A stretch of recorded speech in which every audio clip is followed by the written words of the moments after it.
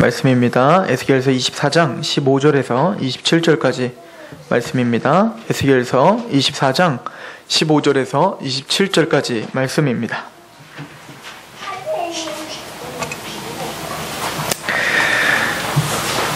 (15절부터) 우리 하나님의 말씀 함께 봉독하도록 하겠습니다. 15절부터 함께 봉독하겠습니다. 시작. 여호와의 말씀이 또 내게 임하여 이르시되 인자야, 내가 내 눈에 기뻐하는 것을 한번 쳐서 빼앗으리니 너는 슬퍼하거나 울거나 눈물을 흘리거나 하지 말며 죽은 자들을 위하여 슬퍼하지 말고 조용히 탄식하며 수건으로 머리를 동이고 발에 신을 신고 입술을 가리지 말고 사람이 초상집에서 먹는 음식물을 먹지 말라 하신지라.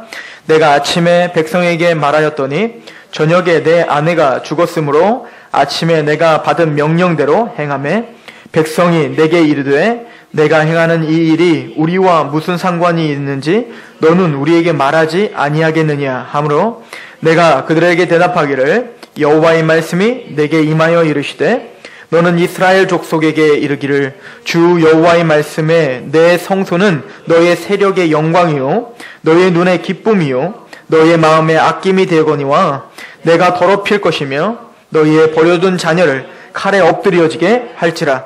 너희가 에스겔이 행한 바와 같이 행하며 입술을 가리지 아니하며 사람의 음식물을 먹지 아니하며 수건으로 머리를 동인 채 발에 신을 신 채로 두고 슬퍼하지도 아니하며 울지도 아니하되 죄악 중에 패망하여 피차 바라보고 탄식하리라.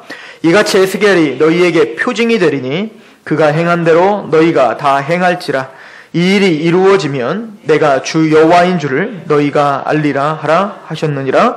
인자야, 내가 그 힘과 그 즐거워하는 영광과 그 눈이 기뻐하는 것과 그 마음이 간절하게 생각하는 자녀를 데려가는 날, 곧 그날에 도피한 자가 내게 나와서 내 귀에 그 일을 들려주지 아니하겠느냐.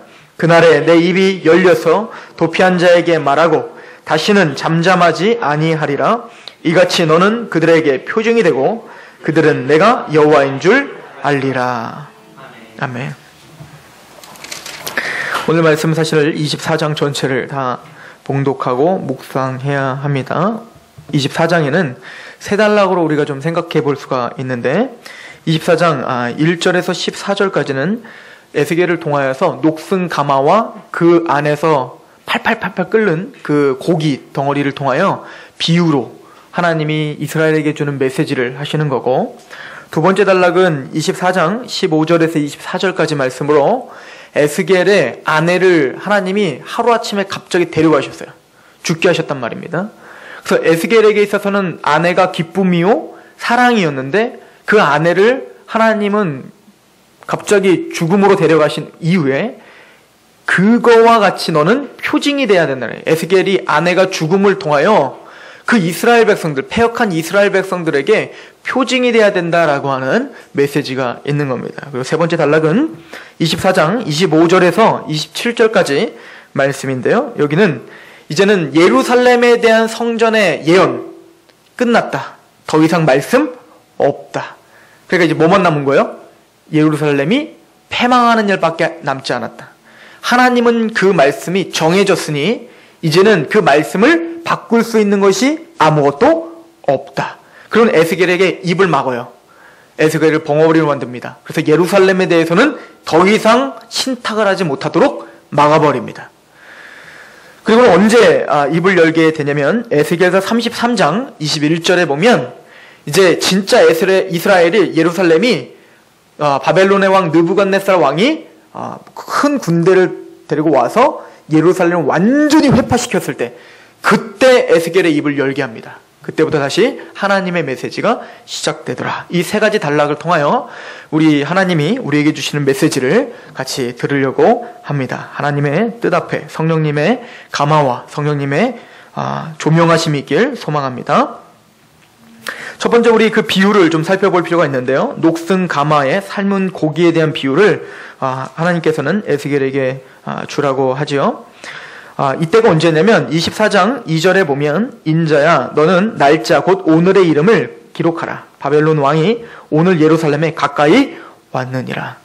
바벨론 느부갓네살 왕의 이 군대가 지금 가까이 와 있어요. 그래서 어떤 신학자는 바로 느부갓네살 왕이 예루살렘을 점령할 그날 이 메시지를 주신 것이다 라고 주장하는 학자도 있습니다.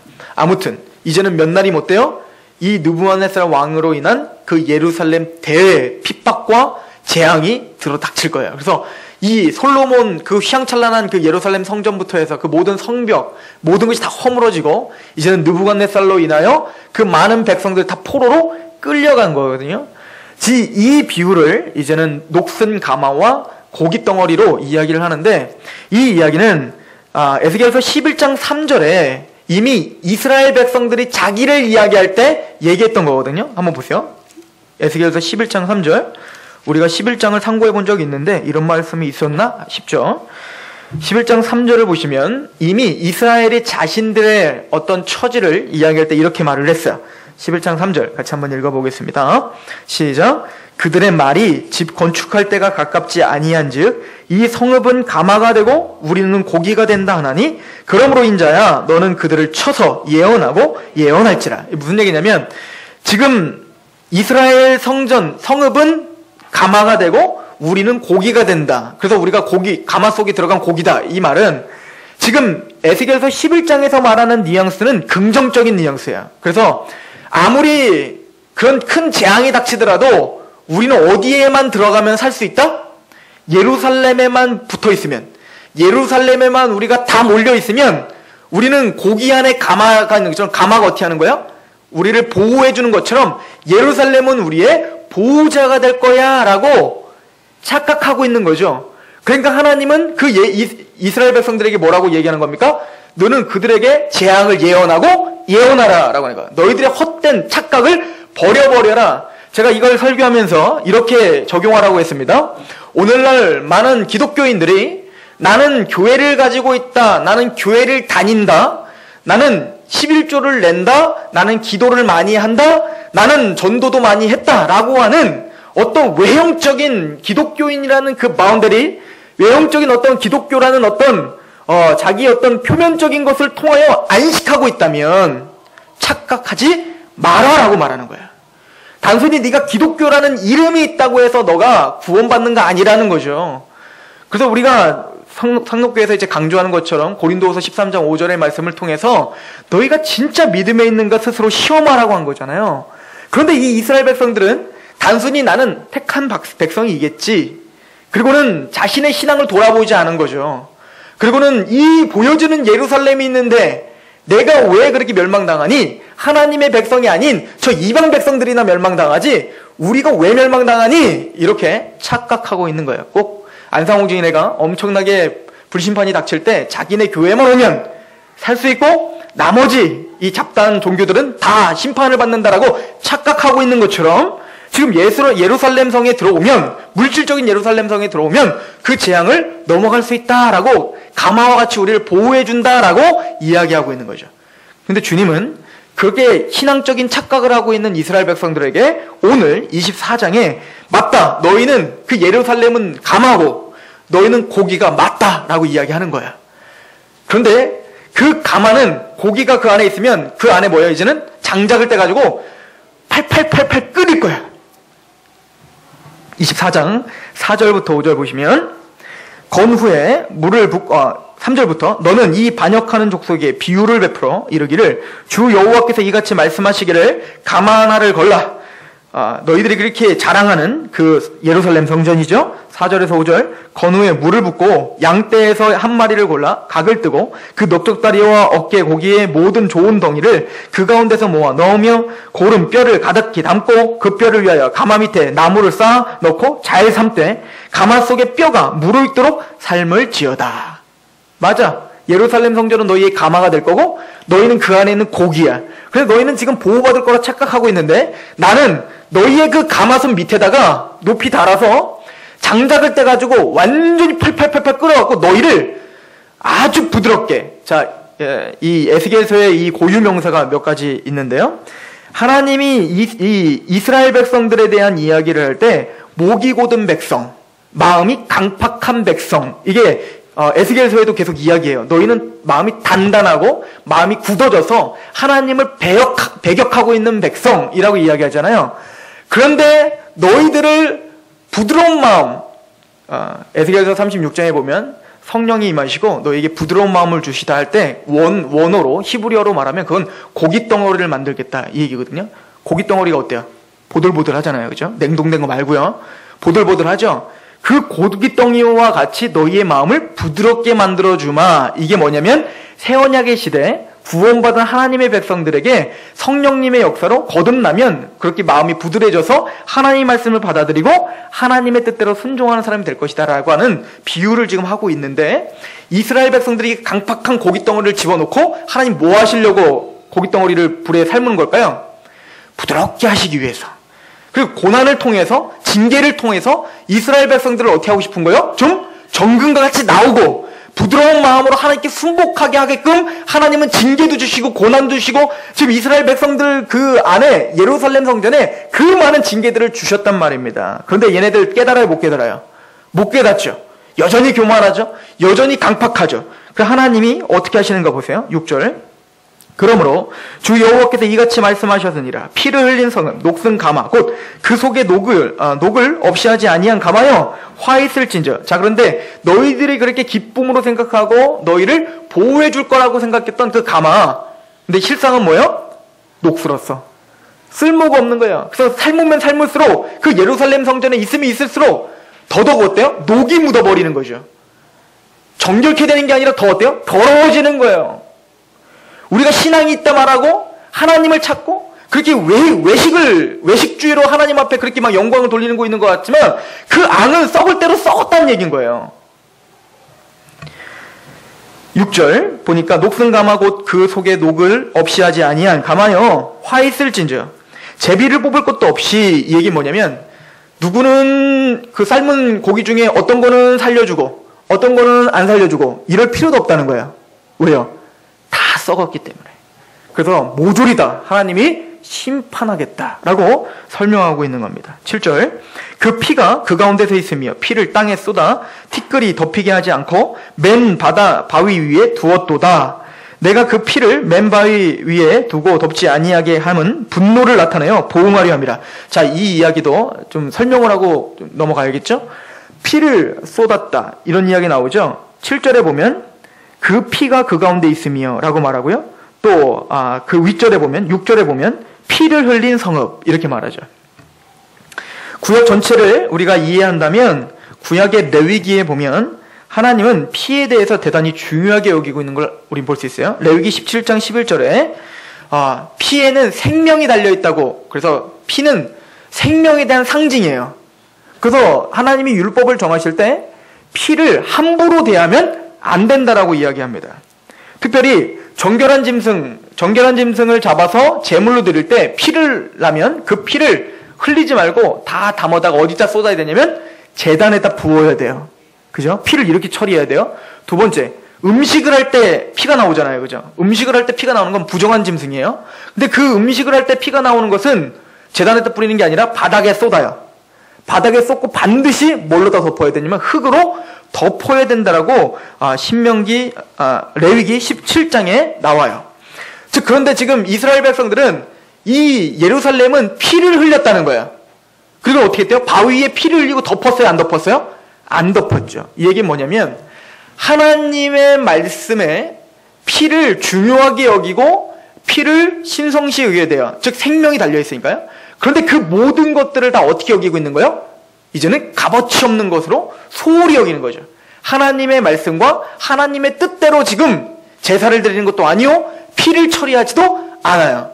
즉 하나님과의 관계에서 문제가 생긴 거죠. 즉 하나님과의 관계에서 의사소통이 지금 끊어져 버린 거잖아요. 하나님 분명히 피를 중요하게 여기라 그랬는데 이 유대인들은 그냥 이제 형식적으로 그냥 재물 잡고 피 흘리고 이제 그것이 뭐요? 처음에 하나님이 명령할 때는 한 방울이라도 잘 하려고 조심스럽게 하려고 했지만 이제 그 형식이 돼버리니까 어떻게 된 거예요? 그냥 대충 잡는 거예요. 자꾸 피 있어도 와 됐어. 하나님 뭐 이렇게 한다고 뭐 하나님이 우리 치는 것도 아닌데. 그러면 대충 지금 어떤 형식 매너리즘에 빠져버린 거죠. 이 사람들이. 그리고는 더 나아가서 하나님과의 관계에서의 피도 소홀히 여겼을 뿐만 아니라 사람들의 피를 흘리게 했어요. 이 예루살렘 성읍에서 압제가 일어났고요. 왕들이, 귀족들이 가난한 자들, 힘없는 자들의 피를 흘렸어요. 뭐 때문에? 자기의 이기적인 욕망 때문에 그들을 죽였단 말입니다. 그런 죄악들을, 그래서 피 흘린 성읍이라고 이야기하는 거예요. 이 이야기는 우리가 가인을 통해서 조금 한번 살펴보세요. 가인은 제사를 하나님의 올바른 방법대로 지르지 못했죠. 그래서 하나님은 가인의 제사를 받아주지 않았습니다. 즉 하나님과의 관계가 깨져버린 거예요. 하나님과의 관계가 깨져버리니 누구의 피를 흘려버리든가요? 아벨을 죽이더라는 거예요. 그래서 하나님과의 관계가 깨진 사람은 이제 이기적인 욕망함으로 이제 내 뜻대로 살아가는 사람이 돼요. 욕심대로 살아가요. 내 마음에 들지 않으면 그냥 어때요? 처단해버리는 거죠. 내 마음에 들지 않으면 어때요? 미워하는 거죠. 내 마음에 들지 않으면 돌로 치는 거예요. 그래서 어떻게 되는 겁니까? 이제 그 성읍에 가난한 자들이, 힘없는 자들이 피를 흘리는 상태가 돼버린 거죠. 이건 뭐예요? 이방 민족과 다를 바가 없어진 거예요. 이 예루살렘 성전에. 하나님은 이를 향해 피를 흘린 성읍아 라고 소리를 쳤던 겁니다. 죄악에 물들어 있는 그런 상태를 이야기하고 있습니다. 하나님은 그래도 포기하지 않고 끝까지 이들을 징계를 해서라도 정결케 하려고 합니다. 그런데 그 결과는 어떻게 됩니까? 자, 보세요. 8절 보십시오. 내가 그 피를 맨 바위 위에 두고 덮이지 아니하게 함은 분노를 나타내어 보응하려 함이로다. 자, 이게 무슨 말씀인지 아시겠죠? 9절. 그러므로 주 여호와께서 이같이 말씀하셨느니라. 화 있을진저 피를 흘린 성읍이여 내가 또 나무 무더기를 크게 하리라. 그러니까 어떻게 해요? 더 큰 나무로다가 어때요? 더 진기하고 더 뜨겁게 하게요. 어디까지? 10절 같이 읽어봅니다. 10절 11절 시작. 나무를 많이 쌓고 불을 피워 그 고기를 삶아 녹이고 국물을 졸이고 그 뼈를 태우고 가마가 빈 후에는 숯불 위에 놓아 뜨겁게 하며 그 가마에 놋을 달궈서 그 속에 더러운 것을 녹게 하며 녹이 소멸되게 하라.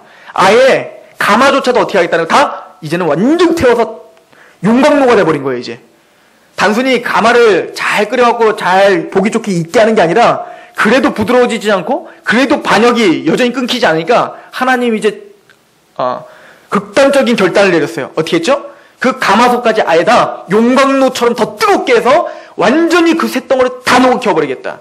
이게 뭐라는 거야? 예루살렘을 완전히 부셔버리겠다라고 이야기하고 있는 거죠. 이쯤 되면 어떻게 해야 돼요? 부드러워져야 되잖아요. 상식적으로. 부드러워져야 되는데 어떻게 됩니까? 12절 시작.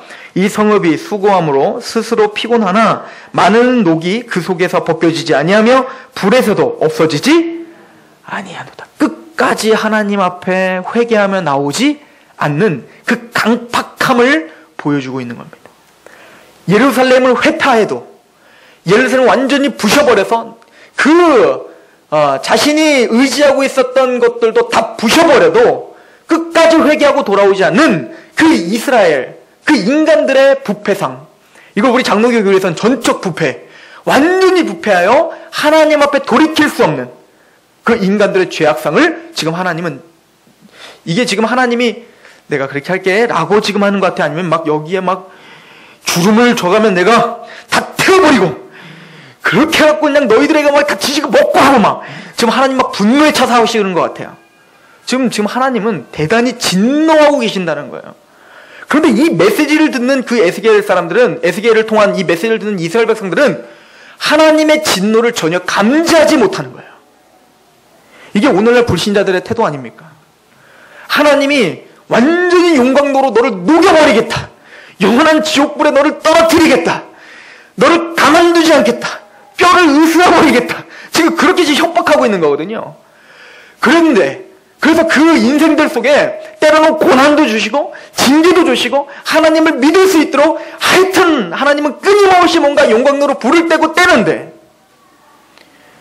이 사람들은 절대 돌이키지 않는 그 강팍함과 교만함이 이루 말할 수가 없음을 지금 하나님이 이 비유를 통해서 우리에게 보여주고 있는 거 아닙니까?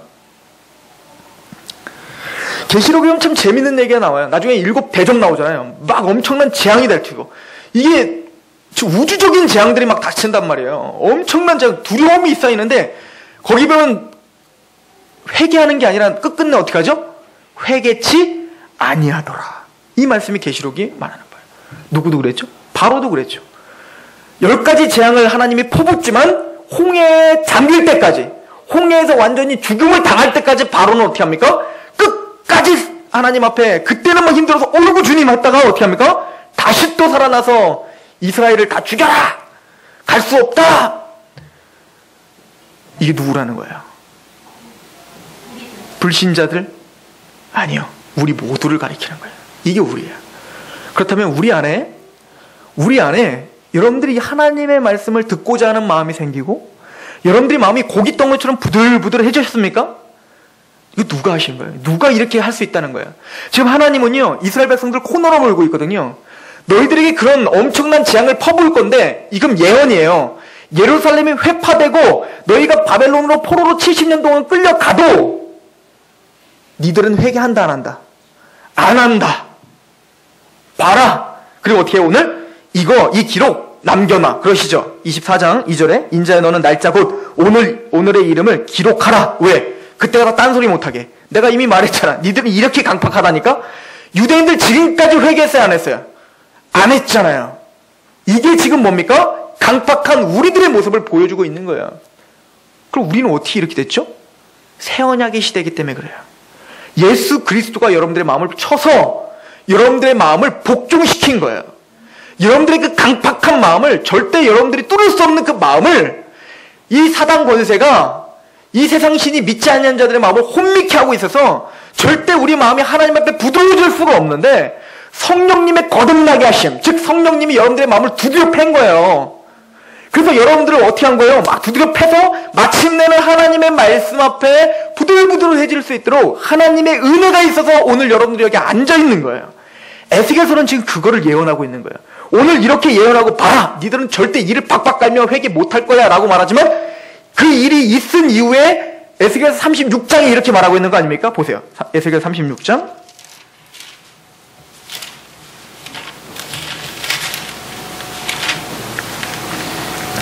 에스겔 36장 24절.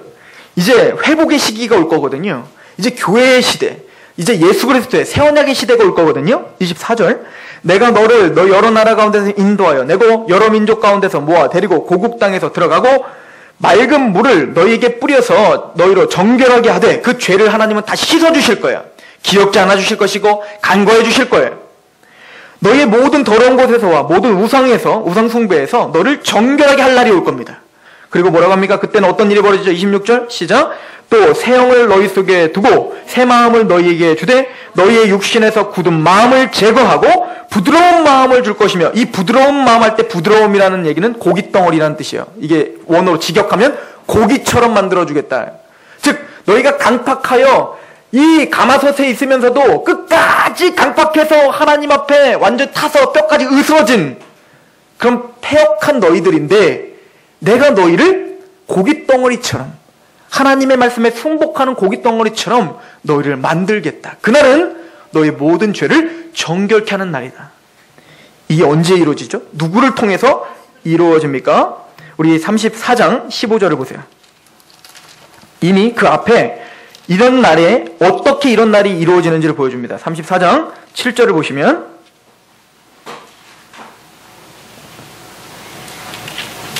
죄송합니다. 15절, 34장 15절 같이 한번 읽어보겠습니다. 그 날은 어떤 날이냐면 15절 시작. 내가 친히 나의 양의 목자가 되어 그것들을 누워있게 할지라 주 여호와의 말씀이라. 그날은 하나님이 친히 목자가 되시는 날이에요. 그러면 하나님이 친히 목자가 되시는 게 구체적으로 어떤 날이죠? 23절입니다. 같이 믿음으로 선포하십니다. 시작. 내가 한 목자를 그들 위에 세워 먹이게 하리니 그는 내 종 다윗이라. 그가 그들을 먹이고 그들의 목자가 될지라. 누가 올 거예요? 다윗과 같은 한 목자. 누구십니까? 다윗의 자손이시여 메시아 예수 그리스도요. 그분이 오시면 새로운 마음을 주시고 우리의 마음을 고깃덩이처럼 부드럽게 하시며 거기에 성령이 임하게 하여 거듭나게 되는 역사, 교회의 출발, 이것이 있게 될 것이다. 지금 하나님은 그 하나님의 새 언약을 새 언약을 향하여 지금 이스라엘 백성들에게 비유도 주시고 징계도 하시고 예루살렘도 패망하게 하시고 이런 걸 통하여 뭡니까? 점점 그 코너로 몰고 있는 거예요. 너희 스스로 회개할 수 있나 보라. 너희 스스로 그렇게 하나님 앞에 부드러워질 수 있는가 보라. 너희 스스로 그렇게 노력은 하지만 너희 죄를 씻을 수 있는가 보라. 불가능하다.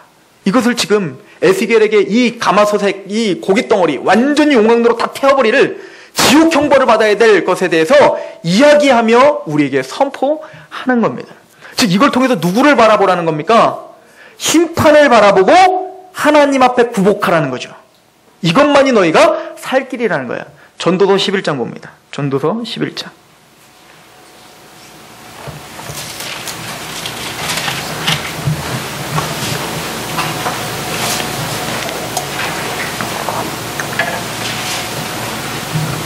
전도서 11장 9절입니다. 전도서 11장 9절. 같이 봉독합니다.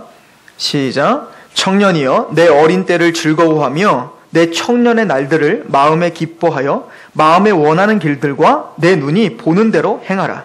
그러나 하나님이 이 모든 일로 말미암아 너를 심판하실 줄 알라. 정신 못 차리고 있는 그 이스라엘 백성들에게 또 불신자들에게 마음이 강팍한 그들에게 선포하는 거죠. 청년의 날 뭐죠? 즐거울 때죠. 힘이 많을 때죠. 내 힘으로 뭐든지 할 때죠. 오늘날로 말하면 난 내 주먹을 믿습니다 라고 하는 사람이죠. 너희의 청년의 때, 어린 때를 즐거워해라. 니들 마음대로 살아. 욕망이 이끄는 대로, 눈에 좋은 대로, 보기 좋은 대로 그렇게 아무렇게나 살아. 괜찮아. 내가 너희들 죄 짓는다고 손 잘라버리지 않고 눈으로 보면 눈 빼버리지 않을게. 그냥 냅둘게. 다 용서하는 것처럼 보이지. 내가 없는 것처럼 보이지. 그러나 너희 마음 안에 이거 하나만 갖고 살아. 반드시 그 모든 것들을 심판할 거야.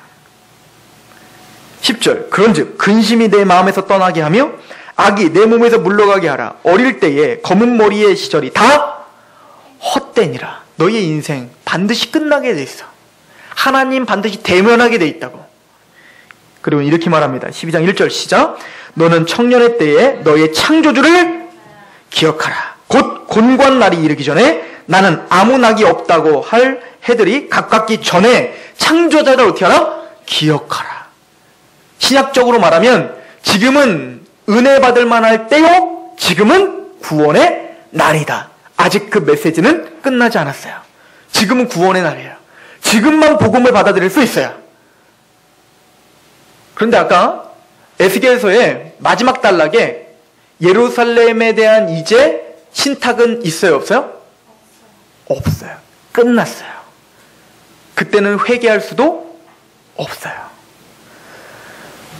계시록에 보면 예수님이 재림하시고 마지막 심판 때를 묘사하죠. 1장에. 예수님이 재림하실 때 모든 사람들이 다 어떻게 할 거래요? 볼 거라는 거예요. 예수님이 재림하시는 것을. 왕이 되셔서 만주의 주가 되시고 만왕의 왕이 되셔서 재림하시는 그것을 전 세계 모든 백성들은 다 볼 거예요. 누구도 본다? 찌른 자도 볼 터이요.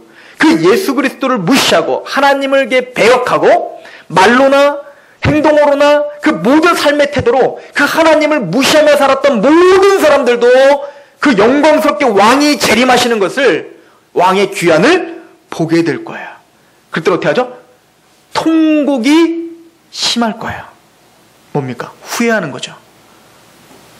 내가 왜 안 믿었지? 왜 내가 하나님 앞에 철저하게 주 하나님을 의지하지 못했지로 철저하게 통공이 난무하게 될 것이다 라고 해요. 그러나 그때는 기회는 없다라고 성경은 이야기하고 있습니다. 이 메시지를 선포할 때 하나님이 극단적인 방법을 씁니다. 뭐냐면 에스겔의 아내를 갑자기 데려가신 거예요. 이건 뭐 사전에 에스겔과 이야기한 게 아니고 에스겔에게 갑자기 나타나셔서 네가 가장 기뻐하는 것을 가져가마 그랬어요. 그 다음날 그 가장 기뻐하고 사랑했던 아내를 하나님께서 데려가신 거예요. 근데 에스겔에게 어떻게 명령하시죠? 참 이거 보면 하나님 너무 비정해 보이는 것 같지 않습니까? 한번 보십시오. 24장 15절 한번 보세요. 에스겔서 24장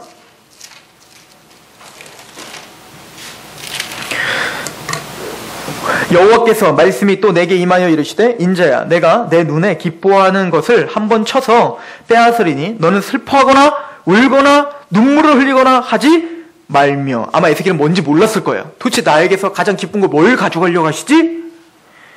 근데 슬퍼하지도 말고 울지도 말고 눈물을 흘리지도 말라는 거예요.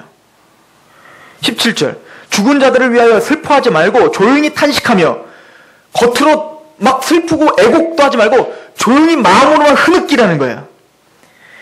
머리를 동이고 발에 신을 신고 입술을 가리지 말고 사람이 초상집에서 먹는 음식물을 먹지 말라 하신지라. 그 애곡을 하기 위해서 장례를 치르잖아요. 그 슬픔을 같이 나누기 위해서. 근데 그것도 하지 말라는 거예요. 18절 내가 아침에 백성에게 말하였더니 이거를 선포했다고요. 하나님이 나에게 가장 기쁜 것을 빼앗아간다고 했는데 이렇게 하라고 하더라 라고 선포했는데 그날 누가 죽었어요? 저녁에 내 아내가 죽었으므로. 에스겔의 심정이 어땠을까요? 가장 사랑하는 자, 가장 기뻐했던 자. 아마 에스겔은 그 아내를 너무너무 사랑했나 봐요. 근데 그 사랑하는 그 아내를 하나님은 데려가신 거예요. 그리고는 에스겔은 하나님의 명령대로 수행합니다. 그 사랑하는 자를 위해서 장례를 치르지 않고 통곡을 하지 않고 마음으로만 가슴이 찢어지지만 그걸 참고 마음으로만 흐느낀 거예요. 선지자라는 건 이런 건가 봅니다. 하나님의 말씀을 무미건조하게 전하는 게 아니고 그 삶의 고통과 그 고난과 십자가를 통과하여 하나님의 마음을 이해하는 마음으로 찢어진 마음으로 선포하는 것, 이것이 선지자인가 봅니다. 호세아를 보십시오. 호세아도 창녀인 고멜과 결혼하며 끝까지 자기를 사왔던 그를 배신하고 또 배신한 그 아내를 두며 하나님의 마음을 알아 그 마음으로 찢어진 마음으로 선포한 것처럼 하나님은 선지자로 세운 저와 여러분들에게 복음을 전파할 때 무미건조하게 전파되는 것을 원치 않으신가 봅니다. 우리에게 예수 그리스도의 십자가의 사건, 그 십자가의 고난을 우리 것으로 같이 가슴에 품고 전하기를 원하시는 것 같아요. 그리고 에스겔의 그 고통을 하나님은 너가 이스라엘 백성들의 표징이 되어야 할 것이다 라고 말했어요. 에스겔의 그 자체, 삶 자체, 그 고통을 통과하는 그 에스겔의 그 삶 자체를 통하여 하나님이 이스라엘 백성들을 향한 그 안타까움이 무엇이며 이스라엘을 향한 메시지가 무엇인지를 보여주고자 하는 거예요. 단순히 우린 말로만 하나님을 전파하는 사람이 아니라 우리 모든 삶 속에서 예수님 땡에 당하는 그 고난으로 복음을 전파하는 사람이라는 얘기인 거예요. 단순히 말로만 전파하는 게 아니라 지금 나의 실제적인 삶 속에서 오른뺨을 때리고 왼뺨을 돌려대는 그런 십자가의 삶, 고통의 삶, 그 모든 삶, 그걸 통해서 내가 낮아지고 하나님의 마음이 무엇인가, 예수 그리스도의 그 고난이 무엇인가를 내가 알기 원하시는 거예요. 주님은. 주님께서 우리를 구원시키셨을 때 나는 한 것 없이 예수님의 십자가의 고통으로 그렇게 담당하신 그 고난, 그것을 얼만큼 깨달았냐에 따라 내가 얼마나 큰 죄인인지를 알게 될 것이에요. 또 내가 얼마나 큰 죄인인 걸 알게 돼야 하나님 앞에 감사가 넘치게 될 거예요. 예수님의 십자가의 고난이 내 마음을 계속 끊임없이 때려야 되는 거예요. 예수님의 고난은 단순히 십자가에 달리신 그 순간의 고통뿐만 아니라 이 땅에서 사시는 것 자체가 고난이라고 이야기했죠. 신약 성경에는 소돔 땅에 의인인 롯이 소돔 땅에서 살았을 때 그 영이 고통을 받더라라고 성경에 쓰여 있다고요. 의인이기 때문에 그 하나님을 대적하는 그 소돔 땅에서 살아가는 것 자체가 너무너무 고통스러웠던 거예요. 심적인 스트레스와 심적인 이 고통이 정말 죽을 것 같았던 거예요. 이 롯은. 하물며 거룩하신 하나님이 이 땅에 오시어 우리를 살리기 위해 우리의 똑같은 모습으로 오셨는데 이 죄악 덩어리인 우리, 소돔과 고모라와 같은 우리와 같이 사시면서 주님이 당했던 고난은 우리가 상상을 할 수 없는 그 찢어지는 고통이 있었던 거란 말입니다. 근데 구원을 받은 하나님의 선지자들은 그런 고통에 노출되어 오늘도 살아가고 있는 거예요. 하나님 말씀대로 살려고 하다 보니 세상적인 그 더러움들이 나를 아프게 하더라는 거예요. 이걸 통해서 우린 표징이 돼야 되는 거예요. 많은 세상 백성들을 하나님 앞에 여전히 강박한 그들을 향하여 하나님이 얼마나 고통을 당하시는지, 하나님이 얼마나 가슴이 찢어지는지 그것을 우리의 삶 전체를 통하여 하나님이 선포하시길 원하시는 거예요. 그래서 마태복음 5장에 너희는 빛이다, 너희는 소금이다 이야기할 때, 너희는 빛이 되라고 할 때 알량한 말로다가 선포하는 게 아니라 너의 착한 행실을 보여 많은 사람들로 하여금 하나님께 영광을 돌리게 하라는 거잖아요. 이 얘기 뭐죠? 우리의 전 인격을 동원해야, 전 인격을 동원하여 그리스도의 빛이 되라는 거 아닙니까? 이것이 그리스도의 고난에 실제적인 삶 속에서 참여하라는 우리들에게 요구인 것 같아요. 나를 따라오려거든 너희는 자기 십자가를 지고 따라오라. 우리가 지을 십자가가 남아있다는 거 아닙니까? 구체적으로 한번 보겠습니다. 이 말씀에 보면 18절에 보면 내가 아침에 백성이 말했더니 저녁에 내 아내가 죽었으므로 아침에 내가 받은 명령대로 행하매 백성이 내게 이르되 내가 행하는 이 일이 우리와 무슨 상관이 있는지 너는 우리에게 말하지 아니하겠느냐 하므로 내가 그들에게 대답하기를 여호와의 말씀이 내게 임하여 이르시되 너는 이스라엘 족속에 이르기를 주 여호와의 말씀에 내 성소는 너의 세력의 영광이요 너의 눈의 기쁨이요 너의 마음의 아낌이 되어거니와 내가 더럽힐 것이며 너희의 버려둔 자녀를 칼에 엎드러지게 할지라. 너희가 이 에스겔이 행한 바와 같이 행하여 입술을 가리지 아니하며 사람의 음식물을 먹지 아니하며 수건으로 머리를 동인 채 발에 신을 신은 채로 두고 슬퍼하지도 아니하며 울지도 아니하되 죄악 중에 패망하여 피차 바라보고 탄식하리라. 예루살렘이 패망하고 그때는 느부갓네살 왕에서 너희의 그 가장 기뻐하는 나의 보호자가 되는 나의 가장 사랑스러운 예루살렘을 걷어가시고 또 뭘 걷어가시냐면 내 사랑하는 딸들을 다 죽음으로 걷어가실 거예요. 엄청난 재앙이죠. 그때 뭐 하라는 거예요? 슬퍼하지 말라는 거예요. 울지 말라는 거예요. 왜일까요? 왜 이런 말을 할까요? 언제 내 사랑하는 부모나 내 사랑하는 자녀가 죽었을 때 울지 말아야 될 경우가 있어요. 뭐냐면 제사장일 때, 자기가 제사장일 때 내 사랑하는 딸이 죽고 내 사랑하는 부모가 죽었을 때 시체도 만지면 안 되고 울어도 안 돼요. 그럼 아무 때나? 아니요. 그 사람들이 어떻게 죽었냐 하면 음행으로 죽임을 당하면, 하나님의 말씀대로 살지 못하고 음행을 저지르다가 죽임을 당할 때는 그 제사장은 그를 위해서 울지 말라는 거예요. 우리 말씀을 보겠습니다. 레위기 우리 21장을 보세요.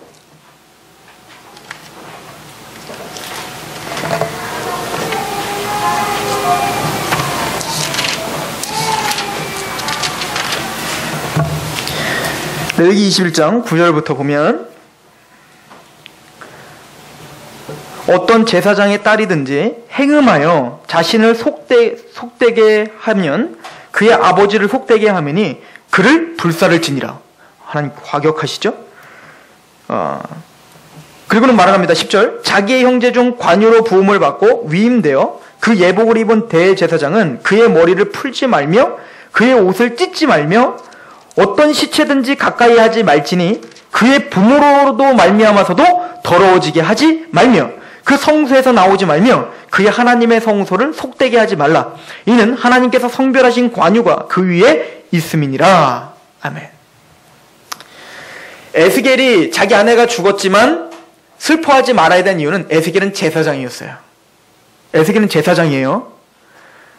이스라엘이 패망했을 때, 그리고 자기의 딸들이 다 죽임을 당하고 이렇게 엄청난 재앙이 닥쳤을 때 왜 슬퍼하지 말아야 되냐면 이스라엘은 제사장 나라예요. 그 얘기는 그 죄 때문에 받는 그 심판을 억울해하지 말라는 거예요. 또 슬퍼할 수 있는 감정조차 생기지 않을 거니까. 왜냐하면 그 재앙은 슬퍼할 수 있는 여력도 안 나요. 그 두려움과 그 압도하는 재앙은 슬퍼할 수 있는 사람들과 위로해 줄 수 있는 여유도 없어요. 이것이 마지막 심판 때입니다.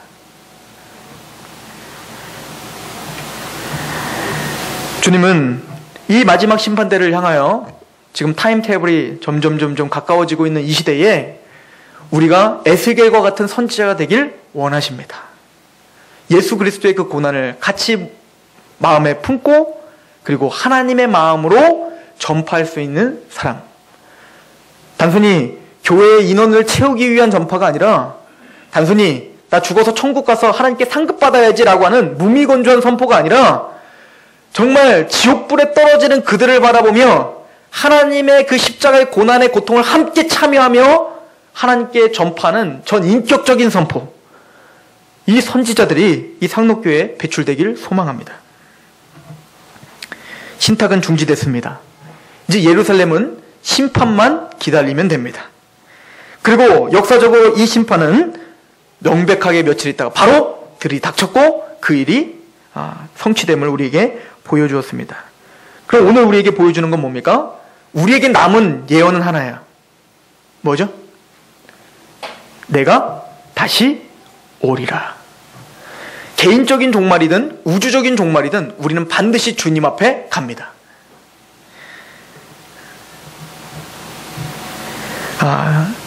예수님이 마태복음 16장에 이런 말씀을 하시죠.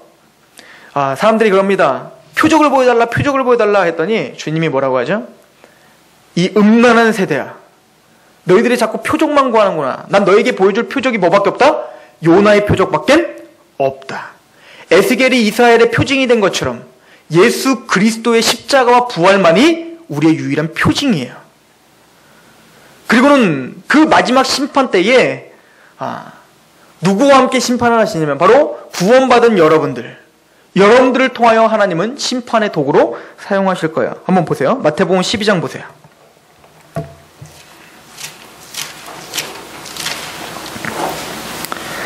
마태복음 12장 38절에서 42절인데요.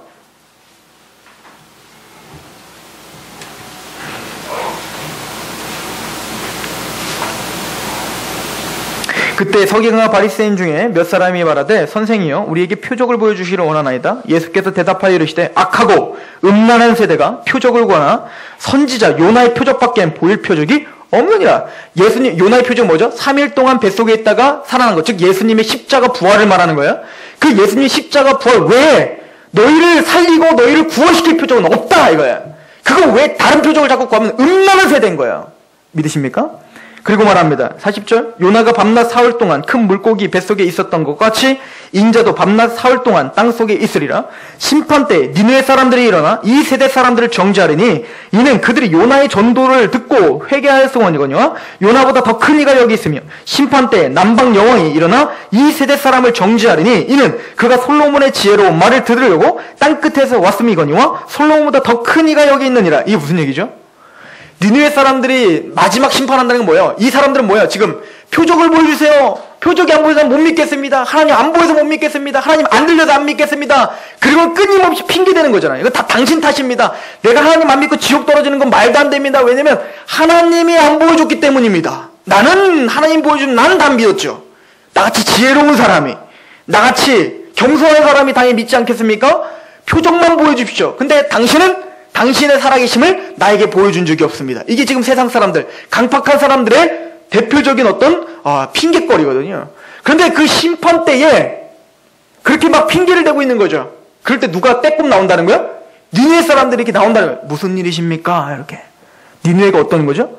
요나에게 하나님이 너 니느웨 가서 말씀을 전파해, 회개하라고 해. 그랬더니 요나가 싫어 죽겠는 거야. 가기가 싫어. 그래서 마침 다시스로 갔다가 거기서 막 고래 뱃속에 갔다가 3일 만에 나와가지고 어떻게 했죠? 요나가 억지로 끌려가고 니느웨에서 전파하는데 사흘길을 걸어서 천천히 전파해야 되는데 하나님 말씀을 우리가 말했던 것처럼 에스겔처럼 전심을 마음을 찢으며 회개하라고 얘기해야 되는데 싫은 거야. 니느웨가 그냥 폭삭 망해버렸으면 좋겠는 거야. 그러니까 어떻게 전했대요? 하룻길 다니면서 전했다는 거 아니에요. 이렇게 전했다는 거니까 알아듣지도 못하게. 왜? 회개 안 했으면 좋으니까. 그런데 그렇게 대충 전하는 메시지인데 그 니느웨 사람들이 다 어떻게 해요? 통곡하며 하나님께 회개하라. 이런 거예요. 나는 뭐가 없어서 못 믿습니다. 나는 하나님 못 봐서 못 믿습니다. 나에게 교리를 안 알려줬는데요. 그렇게 핑계대는 자들에게 니느웨 사람들이 딱 보인다는 거예요. 무슨 일이죠? 그럼 주님은 그러고요. 쟤네들은 어떻게 믿었냐 이거예요. 쟤네들 뭘 보고 믿었니? 쟤네들은 뭔가 기가 막힌 걸 들어서 믿었니? 이해가십니까? 남방 여인 보십시오. 솔로몬의 지혜가 있다고 하여 어떻게 합니까? 그 먼 곳에서 뭡니까? 그 말씀 때문에 뭡니까? 그 먼 길을, 차도 없어요. 비행기도 없어요. 그곳에 뭡니까? 그거 하나 들으려고 그 멀리서부터 왔던 그 남방 여왕. 근데 너희는 지금 너희의 귓전에서 선지들이 전파하고 있잖아.